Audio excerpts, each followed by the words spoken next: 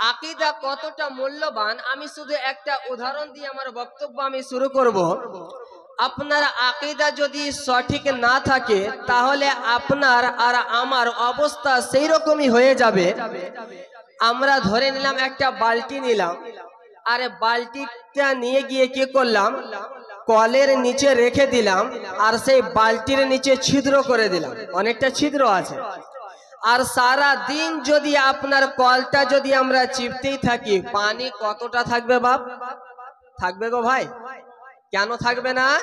নিচে সে কি করেছি, সে বালতির নিচে আমরা ছিদ্র করে দিয়েছি, তাহলে পানি আর থাকবে না। ঠিক তেমনি যদি ঈমান নামক পাত্রটা যদি আপনার পরিপূর্ণ না থাকে, যদি ছিদ্র হয়ে যায়, আপনি নামাজ রোজা হজ যাকাত যতই আদায় করেন না কেন, আপনি নামাজ আদায় করলেন, ভাবলেন যে আমার ইবাদত তো পরিপূর্ণতা, খোদার কাছে চলে যাব, জান্নাত পেয়ে যাব, এই ছিদ্র ফুটা হয়ে যাওয়ার কারণে সমস্ত নাময় আমল থেকে সমস্ত আমল নিচে চলে গিয়েছে। প্রিয় দর্শক, গ্রামগঞ্জে আমাদের ভিক্ষুক আসে কি আসে না বাপ? আসে তো? গ্রামগঞ্জে ভিক্ষুক আসে, দেখবেন তার জামা কাপড় যদিও ভালো না হয়, তার ঝোলাটা কিন্তু খুব মজবুত হয়, হয় না? কেন? সে ভিক্ষুক জানে যে আমার পোশাক দেখবে না, কারণ আমি তো ভিক্ষুক, আমার পোশাক দেখার দরকার নেই, কিন্তু আমার এই ঝোলাটা যদি মজবুত না হয়, পাড়া প্রতিবেশীরা সমস্ত লোক আমাকে খায়রাত করবে, আমার ঝোলা যদি মজবুত না হয় আমার সমস্ত সম্পদ পড়ে যাবে, তাই না? তো একজন মুসলমান গুনহেগার তো হতে পারে, খাতাকার তো হতে পারে, বদকার তো হতে পারে, তার ঈমান নামক পাত্রটা খুব মজবুত রাখে। কেন? ঈমান নামক পাত্রটা যদি মজবুত না হয়, কিয়ামতের মাঠে খোদার রহমত যখন বেয়ে আসবে, মানুষের প্রতি যখন খোদার রহমতের বৃষ্টি বর্ষণ হবে, আপনার ঈমান নামক পাত্রটা যদি মজবুত না হয়, সে আল্লাহর রহমতের বৃষ্টি পড়ে যাবে, আপনার ঝোলায় প্রবেশ করবে না। তাই ঈমান নামক পাত্রটা মজবুত করার প্রয়োজন আছে না নেই? কথা বলেন বাপ, আছে না নেই? আছে। তাহলে আমরা সর্বপ্রথম শুরু করি, আমরা মাযহাব কার মানি বাপ? কথা বলেন। আমাদের ইমামকে জোরে বলেন না ভাই। ইমামে আজম আবু হানিফা রাহমাতুল্লাহ তাআলা আলাইহি, জিনার অরিজিনাল নাম কি? নোমান বিন সাবিত। কি ভাই? নোমান বিন সাবিত। কি ব্যাপার আমার মা বোনেরা এইভাবে কেন করছে? স্থির হয়ে বসেন না মা আমার। প্রিয় দর্শক, তো আমাদের ইমামের নাম ইমামে আজম আবু হানিফা রাহমাতুল্লাহ তাআলা আলাইহি। আমরা তিনার মাসলাক অনুযায়ী চলি, তাই না? আমরা তিনার মাসলাক অনুযায়ী চলি, আর আমাদেরকে ধোঁকা দেওয়া হয় যে একজন এক শ্রেণীর মানুষ যারা নিজেকে গায়র মুকাল্লিদ, কেউ কেউ লা মাযহাবি, আবার কেউ কেউ আহলুল হাদিস বলে থাকে, তাই না? আমরা আলহামদুলিল্লাহ নিজেকে আহলে সুন্নাত ওয়াল জামাত, তারপরে আহলে সুন্নাত ওয়াল জামাতের চারটি ইমাম, ইমামে আজম আবু হানিফা, ইমামে শাফি, ইমামে মালিক, ইমামে আহমদ বিন হাম্বল রাহিমাহুল্লাহ আলাইহি, তাই না? তো আমরা জিনাকে ফলো করি, মাশাআল্লাহ আলহামদুলিল্লাহ। কি নাম ভাই? মুখতার হোসেন। মুখতার হোসেন ভাই আমার এলাহি টোলা থেকে 1000 টাকা দান আর 5 বস্তা সিমেন্ট দান করেছে। আল্লাহ তিনার দানকে কবুল করুক, মাশাআল্লাহ। আমার যে ভাই, ছোট ভাই যেভাবে দান উঠাচ্ছিলেন, আর আমাকে কমিটির লোক বললেন আপনি শেষের দিকে কিছু কালেকশন করবেন, ওনার অবস্থা দেখে তো আমার ভিতর খালি এরকম করছিল, আমাকে কি দিবে ভাইরা? আমার 4 রাত দিয়ে দিয়ে তো ক্লান্ত হয়ে গিয়েছে আমার ভাই, এত বলার পরে ওনাকে দিচ্ছে না, তাহলে আমার অবস্থা কি হবে? আমি আবার সেরকম দান কালেকশনও করতে পারি না। যে লাস্ট জীবনের প্রথম এই স্টেজে এসেছি, আবার বলেছে যে কালেকশন করতে হবে। তো মাশাআল্লাহ, স্টেজে বসার পূর্বেই এক ভাই আমার 5000 টাকা দান দিয়েছেন, আবার এই ভাই শুরু করতে না করতে 1000 টাকা 5 বস্তা সিমেন্ট দান করেছেন। তাহলে বোঝা যায় যার শুরু ভালো তার শেষ ভালো, তাই না? তাহলে ইনশাআল্লাহ আমি কিছু পাবো, তাই না? সকলে বলেন না আলহামদুলিল্লাহ? বলেন আলহামদুলিল্লাহ। তো যাই হোক, আমরা ইমাম মানে কি ইমামে আজম আবু হানিফা রাহমাহুল্লাহ আলাইহির। তাহলে একজন ভাই আমারে বলে যে আহলুল হাদিসের ইমাম হচ্ছে নবী মুহাম্মদ রাসূলুল্লাহ সাল্লাল্লাহু আলাইহি ওয়াসাল্লাম, আর হানাফিদের ইমাম হচ্ছে ইমামে আজম আবু হানিফা। সুতরাং কোন ব্যক্তিকে রাসূল করিম সাল্লাল্লাহু আলাইহি ওয়াসাল্লামের চাইতে বেশি প্রাধান্য দেওয়া যাবে না। সুতরাং আমরা আহলুল হাদিস হচ্ছে আমরা আহলুল হক, আর হানাফিরা হচ্ছে বাতিল। এরকম প্রশ্ন করে কি করে না? কথা বলেন, করে কি করে না বাপ? আচ্ছা, এবার আসেন যে ইমামে আজম আবু হানিফা রহমাতুল্লাহ তাআলা আলাইহি নিজে থেকে এই মাসালা, নিজে থেকে কি এই মাযহাব সংকলন করেছেন, নাকি ইমামে আজম আবু হানিফা রহমাতুল্লাহ তাআলা আলাইহির পূর্বে এই মাসলাকা আসছে কি আসে না, জানার দরকার আছে না নেই? এবার আসেন, যারা প্রশ্ন করে কোরআন ও হাদিস থাকতে মাযহাব মানবো কেন, প্রশ্ন হয় কি হয় না? কোরআন ও হাদিস থাকতে মাযহাব মানবো কেন, এরকম প্রশ্ন করে কি করে না বাপ? আসুন আমরা আমার নবী মুস্তাফা সাল্লাল্লাহু আলাইহি ওয়াসাল্লামের কাছে যাই। যারা আজকের পরে এই ধরনের প্রশ্ন করবে যে আমাদের নিকট রয়েছে কোরআন, আমাদের নিকট রয়েছে হাদিস, আমরা কোরআন ও হাদিস থাকতে আমরা কেন মাযহাব মানতে যাব, আমরা তাদেরকে উত্তর সেই মতোই দেব যেই মতো আমার নবী মুস্তাফা সাল্লাল্লাহু তাআলা আলাইহি ওয়াসাল্লাম হযরতে মুআয বিন জবাল রাদিয়াল্লাহু তাআলা আনহুকে শিখিয়েছিলেন। হযরতে মুআয বিন জবালকে আমার প্রিয় নবী মুস্তাফার বিখ্যাত সাহাবী হযরতে মুআয বিন জবাল রাদিয়াল্লাহু তাআলা আনহুকে আমার নবী মুস্তাফা ইয়ামান দেশের গভর্নর বানিয়ে পাঠাচ্ছেন। হে মুআয বিন জবাল, তুমি ইয়ামান দেশে চলে যাও, ইয়ামান দেশের শাসক হয়ে যাও, তুমি ইয়ামান দেশে গিয়ে রাজত্ব করবে। আমার নবী মুস্তাফা হযরতে মুআয বিন জবালকে জিজ্ঞাসা করছেন, হে মুআয বিন জবাল, যখন ইয়ামানবাসী তোমার কাছে আসবে, কোন মাসালার সমাধান চাইবে, বলো বলো তুমি কি থেকে মাসালার সমাধান করবে? হযরতে মুআয বিন জবাল রাদিয়াল্লাহু আনহু বলছেন, ইয়া রাসূলুল্লাহ, ইয়া হাবিবাল্লাহ, চিন্তার কোনো বিষয় নেই গো নবী, আমার কাছে পবিত্র কোরআন রয়েছে, আমি কোরআন দেখে তার মাসালার সমাধান করে আমি তাকে মাসালার সমাধান করে দেব। মোহাম্মতে বলেন সুবহানাল্লাহ, সুবহানাল্লাহ, নারে তাকবীর, নারে তাকবীর, নারায়ে রিসালাত, নারায়ে রিসালাত। হযরতে মুআয বিন জবাল রাদিয়াল্লাহু তাআলা আনহু কে বলছেন, ইয়া রাসূলুল্লাহ, ইয়া হাবিবাল্লাহ, আমার কাছে পবিত্র কোরআন রয়েছে, আমি কোরআন থেকে সেই ব্যক্তির মাসালার সমাধান করে দেব। আল্লাহর নবী বলছেন, হে মুআয বিন জবাল, যদি তুমি কোরআনে না পাও, মহব্বতে বলেন আল্লাহু আকবার, কথার মধ্যে খুব গভীর মনোযোগ দিবেন বাপ আমার, বুঝবেন, আমার সঙ্গে কথা বলবেন। আল্লাহর নবী এটা বললেন না যদি কোরআনে না থাকে, এই কথা বললেন না, যদি তুমি কোরআনে না পাও তাহলে কি হবে? কারণ কোরআন তো বলছে ওয়ালা রাতাবি ওয়ালা ইয়াবিসিন ইল্লা ফি কিতাবিম মুবিন, এমন কোন শুকনো জিনিস নেই, এমন কোন ভিজা জিনিস নেই যেটা পবিত্র কোরআনের মধ্যে নেই। তাহলে কেউ যদি বলে কোরআনে এটা নেই, তাহলে কি হলো? কোরআন মিথ্যা হলো কি হলো না? তো কোরআনে সবই আছে, কিন্তু কোরআন থেকে বের করার জন্য যোগ্যতা লাগবে। কথা বলেন ঠিক কি না? তো আল্লাহর নবী সাল্লাল্লাহু আলাইহি ওয়াসাল্লাম বলছেন, মুআয বিন জবাল, যদি তুমি কোরআনে না পাও তাহলে তার মাসালার সমাধান কেমন করে করবে? বলছে, ইয়া রাসূলুল্লাহ, ইয়া হাবিবাল্লাহ, চিন্তার কোনো কারণ নেই, আমার নিকটে আপনার সুন্নাত রয়েছে, আমার নিকটে আপনার হাদিস রয়েছে, আমি কোরআন ও হাদিস থেকে মাসালার সমাধান করে দেব। সুবহানাল্লাহ, সুবহানাল্লাহ। এই জায়গা পর্যন্ত আমরা আসলাম। যেই প্রশ্ন আমাদের আহলুল হাদিস ভাইরা করে যে কোরআন ও হাদিস থাকতে মাযহাব কেন মানতে যাব, কোরআন হাদিস থাকতে ইমামে আজম আবু হানিফাকে কেন মানব, কোরআন হাদিস থাকতে ইমামে শাফিকে কেন মানব? আল্লাহর নবী তারপর বলছেন, হে মুআয বিন জবাল, যদি তুমি আমার সুন্নাতে না পাও তাহলে কি থেকে মাসালার সমাধান করবে? বলছে, ইয়া রাসূলুল্লাহ, ইয়া হাবিবাল্লাহ, যদি আমি হাদিসে খুঁজে না পাই তাহলে আমি কোরআনকে একদিকে রাখবো, হাদিসকে একদিকে রাখবো, কোরআন ও হাদিস থেকে গবেষণা করার পরে নিজের আকল দ্বারা সেই মাসালার সমাধান করে দেব। সুবহানাল্লাহ, সুবহানাল্লাহ। এইবার আমার প্রশ্ন হলো, ভাই হযরতে মুআয ইবনে জাবাল রাদিয়াল্লাহু তাআলা আনহু যখন বললেন আমি নিজের কিয়াস দ্বারা আমি নিজে মাসলা ইস্তিমবাত করে সেই মাসলার সমাধান করে দেব, আল্লাহর নবী বললেন না, এ মুআয ইবনে জাবাল তুমি কি বলতে চাও? কোরআন ও হাদিস থাকতে মানুষ তোমার কথা মানবে, সেটা কেমন করে হয়? কোরআন ও হাদিস থাকতে তুমি নিজের জ্ঞান মোতাবেক মাসালা দিবে, এর ক্ষমতা তোমাকে কে দিয়েছে? বরং এই কথা বললেন না, আল্লাহর নবী সাল্লাল্লাহু আলাইহি ওয়াসাল্লাম বলছেন হযরতে মুআয ইবনে জাবালের সিনাতে হাত দিয়ে বলছেন, হে মুআয ইবনে জাবাল তোমার প্রতি আল্লাহ এবং আল্লাহর রাসূল রাজি হয়ে গিয়েছে।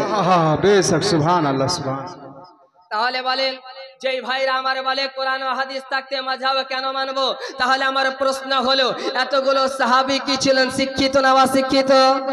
কথা বলেন না ভাই, শিক্ষিত ছিলেন না অশিক্ষিত? আজকে ভাই আমার কোরআন ও হাদিসে পড়ে দুই চারটা বাংলা কিতাব বাংলা বুখারী পড়ে মোবাইলটা বের করলো, মোবাইল বের করার পরে 4 MB 4 থেকে 5 MB খরচ করে বাংলা বুখারী ডাউনলোড করলো। বাংলা বুখারী পড়ে যদি বলে ইমামে আজম আবু হানিফা হাদিস জানতো না, এ আর সহ্য হয়? একে আর সহ্য করা যায় ভাই?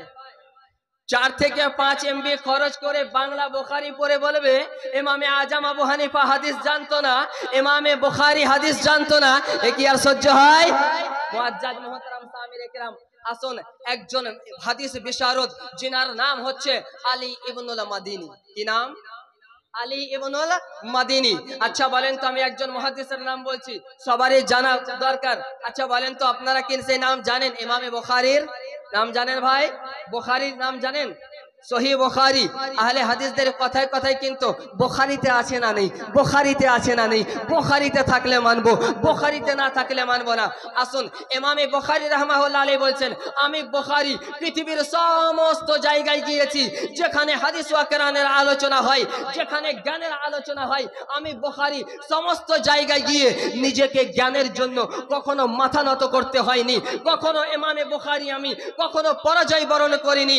কিন্তু যখন আমার ওস্তাদ আলী ইবনুল মাদিনীর যখন মজলিসে যেতাম, আমি নিজেকে একটি মক্তবের ছাত্র মনে করতাম। মহব্বতে বলেন আল্লাহু আকবার।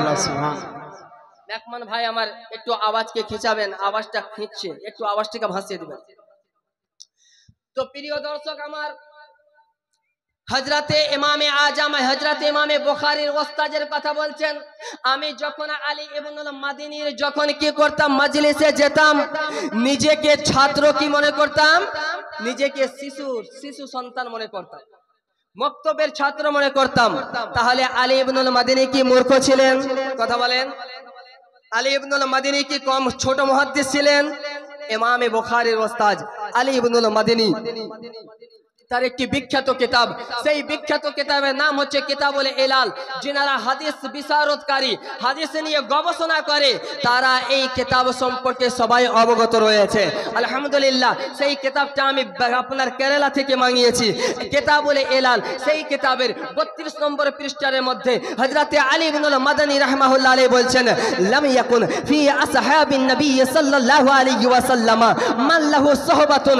হযরতে কোন এমন সাহাবী নেই যে কোন সাহাবীর সমস্ত সাহাবায়ে কেরাম যিনার সোহবত ইখতিয়ার করতেন, ওয়া ইয়াজহাবুনা মাযহাবাহু, যাদের মাযহাব ফলো করতেন, ওয়া ইফতুনা বিফতওয়াহু, যাদের ফতোয়া অনুযায়ী চলতেন, ওয়া ইয়াসলুকুনা তরিকাতাহু, যাদের অনুকরণ করতেন, যাদের দেখানো পথ অবলম্বন করতেন, তারা হচ্ছে 3 জন সাহাবী। মহব্বতে বলেন সুবহানাল্লাহ। সাহাবী কতজন বাপ? অসংখ্য সাহাবায়ে কেরাম।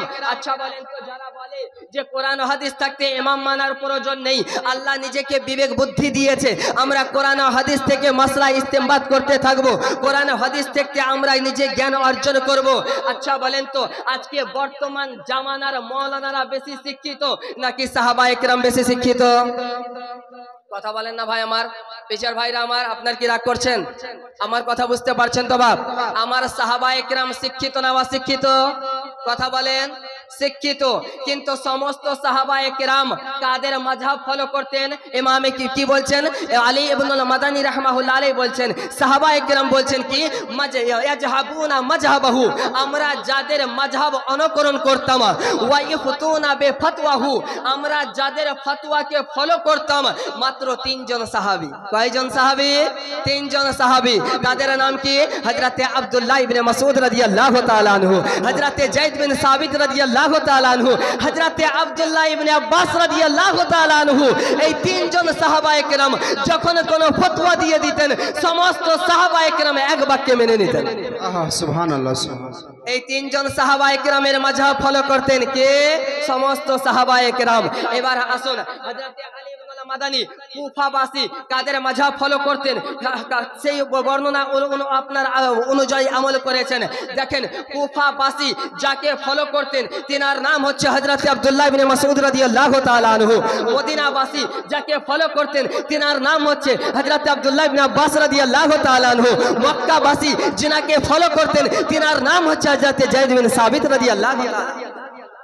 তো যারা বলে যে শুধু ইমামে আজম আবু হানিফার কথা মানে, যারা বলে ইমামে আজম আবু হানিফার কথা মানে, তারা হাদিসের রাসূলকে পরিত্যাগ করে। নাউযুবিল্লাহি মিন যালিকা। আসুন, ফিকে হানাফি এসেছে কোথায়? ফিকে হানাফি সূচনা করেছেন ইমামে আজম আবু হানিফা না, ইমামে আজম আবু হানিফা করেননি। করেছেন কে? রাসূল করিম সাল্লাল্লাহু আলাইহি ওয়াসাল্লামের বিখ্যাত সাহাবী হযরতে আব্দুল্লাহ ইবনে মাসউদ রাদিয়াল্লাহু তাআলা আনহু। মহব্বতে বলেন না সুবহানাল্লাহ। থেকে হানাফির সূচনা কে করেছেন? খুব গভীর মনোযোগ ভাই আমার। আজকে যেই ছেলেটা তার পেটে যদি 4টা বোম মারা হয় শুদ্ধভাবে আলিফ উচ্চারণ করতে পারবে না, সেই ছেলেটা বলে, আলিমদেরকে চ্যালেঞ্জ করে বলে যে কোনো এমন বাপের বেটা নেই যে আমাদের সামনে এসে মাযহাব প্রমাণ করে দিবে। এমন লোক আছে না নেই? কথা বলেন, আছে না নেই? যদি বলে ইমামে আজম আবু হানিফা রাহমাহুল্লাহ আলাইহির নামে যদি মিথ্যাচার করে, শুনে রাখেন, ইমামে আজম আবু হানিফা যে মাসলাকে আমরা চলছি, ইমামে আজম আবু হানিফার দেওয়া নয়, দেওয়া কার? হযরতে আব্দুল্লাহ ইবনে মাসউদ রাদিয়াল্লাহু তাআলা আনহু। আর কে হযরতে আব্দুল্লাহ ইবনে মাসউদ রাদিয়াল্লাহু তাআলা আনহু? যার সম্পর্কে নবী আমার বলছেন, আমার আব্দুল্লাহ ইবনে মাসউদ যখন কোন মাসালার সমাধান দিয়ে দেয়, কোন ফতোয়া দিয়ে দেয়, আমি রাসূল তার প্রতি রাজি হয়ে যায়। আমি রাসূল তার প্রতি রাজি হয়ে যাই। হযরতে আব্দুল্লাহ ইবনে মাসউদ রাদিয়াল্লাহু তাআলা আনহু ইন্তেকাল করেছেন 33 হিজরিতে, আর কুফাতে ইন্তেকাল করেছেন 33 হিজরিতে, খেলাফত গ্রহণ করেছেন 34 হিজরিতে হযরতে আলী শেরে খোদা মাওলা আলী। मोहब्बते वाले ना सुबहान अल्लाह। फिके हनाफिर सूचनाकारी हजरते अब्दुल्लाह इब्ने मसूद রাদিয়াল্লাহু তাআলা আনহুর পরে ফিকে হানাফির সূচনা করেছেন হযরতে শেরে খোদা মাওলা আলী রাদিয়াল্লাহু তাআলা আনহু। হযরতে আলী শেরে খোদা মাওলা আলীর পরে ফিকে হানাফি সূচনা করেছেন হযরতে আলকামা রাদিয়াল্লাহু তাআলা আনহু। হযরতে আলকামা রাদিয়াল্লাহু তাআলা আনহুর পরে ফিকে হানাফি সূচনা করেছেন হযরতে হাম্মাদ রাদিয়াল্লাহু তাআলা আনহু। হযরতে হাম্মাদের পরে হযরতে ইব্রাহিম নাখঈ, হযরতে ইব্রাহিম নখের পরে হযরতে ইমাম আজম আবু হানিফা রাহমাহুল্লাহ আলাইহি। তাহলে বলেন হযরতে ইমাম আজম আবু হানিফার আগে কে ছিলেন বাপ? হযরতে ইব্রাহিম নখঈ। হযরতে ইব্রাহিম নখঈর আগে কে? হযরতে হাম্মাদ রাদিয়াল্লাহু তাআলা আনহু। হযরতে হাম্মাদের আগে কে? হযরতে আলকামা রাদিয়াল্লাহু তাআলা আনহু। হযরতে আলকামার আগে কে? হযরতে শেরে খোদা মাওলা আলী। হযরতে মাওলা আলীর আগে হযরতে আব্দুল্লাহ ইবনে মাসউদ, আর হযরতে আব্দুল্লাহ ইবনে মাসউদের শিক্ষক স্বয়ং আমার রাসূল করিম সাল্লাল্লাহু আলাইহি ওয়াসাল্লাম। তাহলে ফিকে হানাফি এসেছে কোথা থেকে? কথা বলেন না ভাই, হযরত আব্দুল্লাহ ইবনে মাসউদ থেকে। এবার লা মাযহাবির একটা প্রশ্ন করবে আপনাকে, যদি ফিকে হানাফি আসে হযরতে আব্দুল্লাহ ইবনে মাসউদ থেকে, তাহলে আপনারা নিজেকে ইবনে মাসউদি না বলে হানাফি বলেন কেন? আমরা হানাফি তাহলে নিজেকে বলি কেন? বলা তো উচিত ছিল ইবনে মাসউদি। যেহেতু ফিকে হানাফি এসেছে হযরত আব্দুল্লাহ ইবনে মাসউদ থেকে, বলার উচিত ছিল ইবনে মাসউদি। তাহলে হানাফি বলি কেন? এর উত্তর কোন সুন্নি আলিমকে দেওয়া লাগেনি, আহলে হাদিসদের সবচাইতে বড় ইমাম ইবনে তাইমিয়া দিয়ে চলে গিয়েছে। ইবনে তাইমিয়া তার কিতাব মাজমা ও ফাতাওয়ার মধ্যে বলেছেন, আচ্ছা বলেন তো সহিহুল বুখারী এর লেখক কে? ইমামে বুখারী। এই কিতাবের মধ্যে ইমামে বুখারীর জীবনী আছে নাকি আমার রাসূলের হাদিস আছে? আমার রাসূলের হাদিস আছে, তাহলে এই কিতাবের নাম দেওয়ার প্রয়োজন ছিল সহিহুল মুহাম্মদ, সহিহুল মুহাম্মদ, সহিহুল নবী, আমার নবীর সহিহ হাদিস, আমার নবী মুহাম্মদ সাল্লাল্লাহু আলাইহি ওয়াসাল্লামের সহিহ হাদিস, কিন্তু নাম দেওয়া হয়েছে সহিহুল বুখারী, বুখারীর সহিহ। ইমামে বুখারীর সহিহ, ইমামে বুখারীর হাদিস নাকি আমার রাসূল করিম সাল্লাল্লাহু আলাইহি ওয়াসাল্লামের হাদিস? তাহলে ইমামে বুখারীর নাম কেন দিল? তো ইবনে তাইমিয়া বলছে যে মাযহাবের প্রতি আঙ্গুল তোলার আগে ইমামে বুখারীর উপরে আঙ্গুল তুলতে হবে, মাযহাবের সমালোচনা করার আগে ইমামে মুসলিমের সমালোচনা করতে হবে, মাযহাবের সমালোচনা করার পূর্বে ইমামে তিরমিজির সমালোচনা করতে হবে। উত্তর হবে যে ইমামে বুখারী রাহমাহুল্লাহ আলাইহি হাদিস নিয়ে এসেছেন, রাসূল করিম সাল্লাল্লাহু আলাইহি ওয়াসাল্লামের নাম দিয়েছেন সহিহুল বুখারী, এই জন্য যে হাদিস তো আমার দয়ার নবী মুস্তাফার, তবে আমার নবী মুস্তাফার পরে সমস্ত হাদিসকে আপনার সূচনা করেছেন ইমামে বুখারী, এই জন্য নাম দিয়েছে সহিহুল বুখারী। বাস আমাদের প্রশ্ন উত্তর পেয়ে গেলাম যে ইমামে আজম আবু হানিফা ফিকহে হানাফি সূচনা করেছেন, পরে ফিকহে হানাফি এসেছে আব্দুল্লাহ ইবনে মাসউদ থেকে, ফিকহে হানাফির সূচনা করেছেন ইমামে আজম আবু হানিফা, এই জন্য আমরা নিজেকে হানাফি বলি। মুআজ্জাজ মুহতারাম সামিনে কিরাম, এবারে যারা বলে যে আমরা কোরআন ও হাদিস থাকতে মাযহাব মানতে যাব না, তাদের কাছে তিনটা থেকে চারটা প্রশ্ন করবেন আর বলবেন যে তোমার মতো ছোট ছোট কীট পতঙ্গর কোনো প্রয়োজন নেই, তোমার বড় বড় আব্বাদেরকে নিয়ে আসো, 4 থেকে 5টা উত্তর কোরআন ও হাদিস থেকে দিয়ে দাও, তারপরে বলবো তুমি কেমন বাপের বাটা আহলুল হাদিস। প্রশ্ন শুনে যান, তাকে বলবেন যে আল্লাহর নবী সাল্লাল্লাহু তাআলা আলাইহি ওয়াসাল্লামের বিখ্যাত হযরত, আচ্ছা আমাদের কি সবচাইতে অতি উত্তম ইবাদত হচ্ছে নামাজ, তাই না? অতি উত্তম ইবাদত নামাজ। ফজরের নামাজে ইমাম সাহেব নামাজ পড়াচ্ছে, পিছন থেকে মুক্তাদি দাঁড়িয়েছে, ফজরের নামাজে এমন হয় কি হয় না বাপ, রুকুতে চলে গিয়েছি, চোখটা এঁটে এসেছে, মনে হচ্ছে ঘুমিয়ে গিয়েছি, এমন হচ্ছে কি হচ্ছে না? নামাজি ভাইরা আমার একটু সাড়া দিবেন, হয় কি হয় না? শর্ট করে আত্তাহিয়াত পড়তে লেগেছেন, আত্তাহিয়াত পড়তে পড়তে কখন মনে হচ্ছে হয়তো ঘুমিয়ে গিয়েছি, ইমাম সালাম ফিরিয়ে দিল আসসালামু আলাইকুম, চট করে ঘুম ভাগলো, আরে ভাই আমি তো নামাজে আছি, আছে না? হয় কি হয় না? আপনি ইমাম সাহেবের কাছে গেলেন, ইমাম সাহেবকে জিজ্ঞাসা করলেন ভাই আমি তো বৈঠকে ছিলাম, তাশাহুদ পড়েছি কি পড়িনি আমার মনে নেই, মনে হচ্ছে আমি ঘুমিয়ে গিয়েছি, আপনি সালাম ফিরালেন, আপনার সঙ্গে সঙ্গে সালাম ফিরিয়ে দিয়েছি, আমার নামাজটা হলো কি হলো না? ইমাম বলবে খবরদার, মাযহাব মানা শিরক। মাযহাব মানা কি? শিরিক। আপনি তো, আমি যদি আপনাকে মশালার সমাধান দিয়ে দিই, আপনি তো বলবেন যে তাকলিদ করা হারাম, তো আপনি তো আমার তাকলিদ করে নিলেন, এটাই তো আমি তো মাযহাব, মাযহাব মানা শিরক, মাযহাব মানা তোমাকে লাগবে না। এই নাও বুখারী, এই নাও মুসলিম, এই নাও তিরমিজি, এই নাও ইবনে মাজাহ, এই নাও ইবনে মাজাহ, আপনার শরহ মুশকিলুল আসার ইমামে তাহাবি শরীফ নাও, আপনার সুনানে দারিকুতনি নাও, সুনানে ইবনে মাজাহ নাও, সমস্ত এমন করতে করতে 50টি হাদিসের কিতাব দিয়ে দাও, সেই ভাইয়ের কি সেই মাসালা বের করার ক্ষমতা আছে? কথা বলেন না ভাই, ক্ষমতা আছে? একটা সাধারণ ছেলের ক্ষমতা আছে? নেই। তাহলে তাকে মাযহাব মানতে হবে কি হবে না? কাউরির একজনে ইমামের পথ অবলম্বন করতে হবে কি হবে না? হবে। এবার তারা বলবে যে সাধারণ মানুষের তো কোনো যোগ্যতা নেই, তারা মাযহাব মানবে। আপনি 7 বছর 8 বছর মাদ্রাসায় পড়ে আপনার কেন ইমাম মানা লাগবে, তাই না? এবার তখন তাকে বলবেন যে মদিনা ইউনিভার্সিটি থেকে পিএইচডি করা আলিমকে নিয়ে আসেন। আমার প্রশ্ন হলো, এখন বর্তমান জামানা ফেসবুক হোয়াটসঅ্যাপের জামানা আছে না নেই? ফেসবুক হোয়াটসঅ্যাপ চালাই কি চালাই না ভাই? আমার আজকে আমার মা বোনেরা হোয়াটসঅ্যাপ চালাই কি চালাই না? চালাই তো ভাই, ভাইরা হোয়াটসঅ্যাপ চালাই। আপনি বাড়ি গিয়েছেন, স্বামী স্ত্রীতে দুইজনের রাগান্বিত হয়েছেন, দুইজনে কথা কাটাকাটি হয়েছে, আপনি রাগ করে আসলেন, বাস স্টে আপনার চায়ের দোকানে বসলেন, আর হয়তো ভাবছেন আজকে আমি কাজ থেকে বাড়ি গেলাম, আমার স্ত্রী তুমি আমার সঙ্গে অপব্যবহার করেছো, পকেট থেকে মোবাইলটা বের করলেন, হোয়াটসঅ্যাপে গেলেন আর লিখলেন তুমি আজকে আমার সঙ্গে খুব খারাপ ব্যবহার করেছো, তোমাকে তালাক। 3 তালাক হোয়াটসঅ্যাপে লিখে দিলেন। চায়ের দোকানে বসে গেলেন, চা খেলেন, চা খাওয়ার পরে মাথা একটু ঠান্ডা হলো, হাই কি করলাম, আমার স্ত্রী বিবাহ করেছি, নাহলে একটু কথা কাটাকাটি হয়েছে, একটা ছেলে আছে তালাক দিয়েছি, এখন কি হবে? আপনি মোবাইল বের করছেন, এখনো পর্যন্ত স্ত্রী SMS দেখেনি, এখনো পর্যন্ত দেখেনি। আপনি খুব আনন্দিত হলেন, আপনি মোবাইলটা নিলেন, ইন্না লিল্লাহ বললেন, বিসমিল্লাহ বলে SMS ডিলিট করে দিলেন। এবার বাড়ি গেলেন, বাড়িতে যে স্ত্রীর কাছে গেলেন, স্ত্রী বলছে কি গো, কি এসএমএস করেছিলেন, ডিলিট করে দিয়েছেন? আপনি বললেন না না কিছু করিনি, ও আমি রাগান্বিত হয়ে বাস স্ট্যান্ড চলে গিয়েছি তো সরি লিখে দিয়েছিলাম। তাকে এবার বলেন যে সেই স্ত্রীর প্রতি তালাক হলো কি হলো না? আপনি তো সহি হাদিসের মালিক, আপনি তো সহি হাদিসের প্রতি আমল করনেওয়ালা, মদিনা ইউনিভার্সিটি থেকে পিএইচডি করে এসেছেন। যদি তালাক হয় সহি হাদিস দ্বারা প্রমাণ করে, যদি তালাক না হয় সহি হাদিস দ্বারা প্রমাণ করে। কেমন বাপের বাটা মাঝাব মানবেন না, হাদিস দিয়ে প্রমাণ করে দেখা। আমার কথা কি বুঝতে পারছেন? কথা কি বুঝাতে পারছি বাপ? তাহলে আমার রাসূল সাল্লাল্লাহু আলাইহি ওয়াসাল্লামের জামানায় হোয়াটসঅ্যাপ ছিল, মোবাইল ছিল? ছিল না। তাহলে তালাক যদি ওয়াকে হয় তাহলে হোয়াটসঅ্যাপ দেওয়া হাদিস লাগবে, যদি তালাক না হয় তবুও হাদিস লাগবে।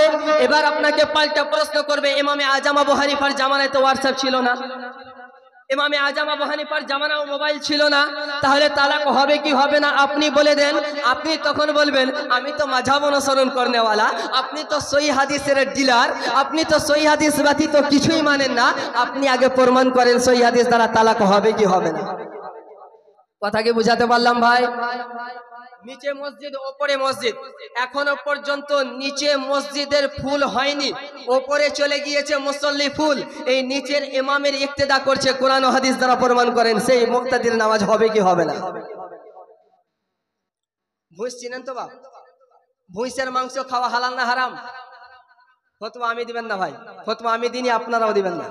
সে আহলে হাদিস মাযহাবী ভাইদেরকে জিজ্ঞাসা করবেন, আপনি তো সহিহ হাদিসের প্রতি আমল করেন, তাহলে বলেন ভুঁইসের মাংস খাওয়া হালাল না হারাম? সে যদি বলে হালাল, বলবেন কোরআন ও হাদিস দ্বারা প্রমাণ করে। কারণ ভুঁইসের আরবি হচ্ছে আল জামুস। কি বলা? আল জামুস। কোরআন ও হাদিসের মধ্যে আল জামুস কোনো শব্দ নেই কোরআন ও হাদিসে। এবার তার কাছে আমার প্রশ্ন হলো, ভুঁইসের মাংস খাওয়া হালাল না হারাম? যদি হালাল হয় তাহলে কোরআন ও হাদিস দ্বারা প্রমাণ করেন, যদি হারাম হয় কোরআন ও হাদিস দ্বারা প্রমাণ করেন। দেখবো আপনি কেমন লা মাযহাবে বাপের বাটা কেমন সহিহ হাদিস দ্বারা প্রমাণ করেন। আচ্ছা দেখেন, নাম আপনি যদি আপনি নিজের বাড়িতে আপনি হোটেল খুলেছেন, আপনি সাইনবোর্ড লাগিয়েছেন যে আমি এখানে কুকুরের মাংস বিক্রি করি, আপনি কুকুরের মাংস বিক্রি করেন, কেউ আপনাকে আঘাত দিবে?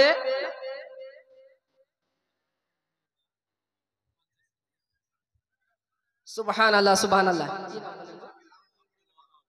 আব্দুল ওয়াহাব ভাই আমার 50 কেজি ভুট্টা দান করেছে। সুবহানাল্লাহ। আল্লাহ তার দানকে কবুল করুক এবং আল্লাহ রাব্বুল আলামিন তিনাদের মনের বাসনাকে পূর্ণ করুক। সকলে বলুন আমিন। আমিন। যেন কি বলতে চাইছিলাম, হ্যাঁ, আপনি একটা হোটেল খুললেন, সাইনবোর্ড লাগিয়ে দিলেন যে এখানে কুকুরের মাংস বিক্রি হয়, আপনি কুকুরের মাংস বিক্রি করেন, কেউ আপনাকে আঘাত দিবে না, যার ইচ্ছা হবে নিবে, যার ইচ্ছা হবে না নিবে না। কিন্তু আপনি যদি সাইনবোর্ড লাগান এখানে গরুর মাংস বিক্রি হয়, গরুর মাংস বিক্রি ব্যতীত আর কোনো মাংস বিক্রি হয় না, আর আপনি ভিতরে গিয়ে যদি কুকুরের মাংস বিক্রি করেন সেখানে আপত্তি হবে এবং জনতা আপনাকে ছাড়বে না। আপনি সাইনবোর্ডে লাগিয়েছেন কোরআন ও হাদিস, কোরআন ও হাদিস ছাড়া কিছুই মানি না আমরা আহলুল হাদিস, আর আপনি ভিতরে যতগুলো কর্ম করছেন একজন বেহুদা, একজন বেধর্মীয় সমস্ত কাজ করবে না, আপত্তি মুসলমান তখন আপনাকে ছেড়ে দেবে না। বলার উদ্দেশ্য হলো আজকে আমরা ইমামে আজম আবু হানিফাকে ফলো করি, তাই আমাদেরকে বলা হয় আমরা কি বেদাতি, আমাদেরকে বলা হয় মুশরিকা। আসুন আমি তাদেরকে বলতে চাই তারা সাহাবায়ে কেরামের নামে কতটা বিদ্বেষ পোষণ করেছেন। হযরতে উমর ফারুক রাদিয়াল্লাহু তাআলা আনহু অধিকাংশ মাসালায় হানাফিদের তাইদ করেছেন। মহব্বতে বলেন না সুবহানাল্লাহ। অধিকাংশ মাসালায় আমরা তিনাদেরকে কি করি? দলিল বানাই। যেমন কোন পুরুষ যদি এক জায়গাতে যদি 3 তালাক দেয়, তালাক কয়টা হবে বাপ? 3 তালাকই হয়ে যাবে। যদি এক জায়গাতে এই মতো বলে তাল্লাকতুকা, আমি তোমাকে তালাক দিলাম, তালাক দিলাম, তালাক দিলাম, এই ধরনের ভাষা যদি কোনো ভাই আমার ব্যবহার করে, স্ত্রীকে কয় তালাক হবে? 3 তালাক হয়ে যাবে। আহলুল হাদিস ভাইদের দাবি আমার, এক জায়গাতে বসে যদি 1000 বার তালাক দেয় তালাক একটা হবে। এক ভাই আমাকে প্রশ্ন করে বলছেন, প্রথমে তো বোন প্রশ্ন ফোন করলেন ভাই আপনি কি হুজুর সাহেব? হ্যাঁ আমি হুজুর। বলছে ভাই আমার স্বামী আমাকে এই মতো তালাক দিয়েছে ফোনে, যে রাগান্বিত অবস্থায় বলছে তোকে তালাক তালাক তালাক, তাহলে কি তালাক হবে? আমি বললাম ভবন তালাক হয়ে গিয়েছে। তার স্বামী বলছে আমাকে ফোন করে বলছেন আপনি কি ডক্টর জাকির নায়েকের চাইতে বড় আলিম? নাউজুবিল্লাহ বলেন। আপনি কি ডক্টর জাকির নায়েকের চাইতে বড় আলিম? আমি বললাম না ভাই। তাহলে ডক্টর জাকির নায়েক বলছে যে 3 তালাক যদি দিয়ে এক মাজলিসে যদি 1000 বার তালাক দেওয়া হয় তাহলে একই তালাক ককে হবে, 3 তালাক হবে না। আমি বললাম তোমার ডক্টর জাকির নায়েককে পাশে রাখলাম, বলো তো ভাই তুমি এক জায়গাতে বসে কবুল কয়বার বলেছিলে? বলে 3 বার। আমি তো বলছি তোমার তো একবারই কবুল হলো, বিয়ে কিভাবে করলে?